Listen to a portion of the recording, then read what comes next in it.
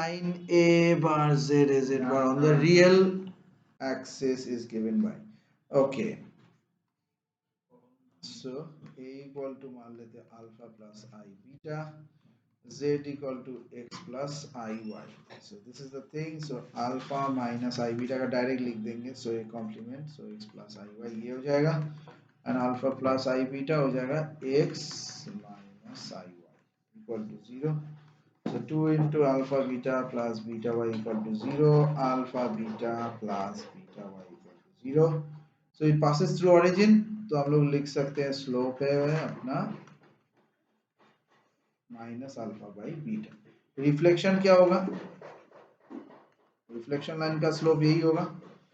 सो reflection line equation क्या होगा? Alpha x minus beta y equal to 0. So obviously a plus a bar by 2, z plus z bar by 2, a minus a bar by 2i, z minus z bar by 2i equal to 0. So az plus a bar z bar equal to 0. So az whole bar equal to 0. तो ये पूरा final आ गया. So option is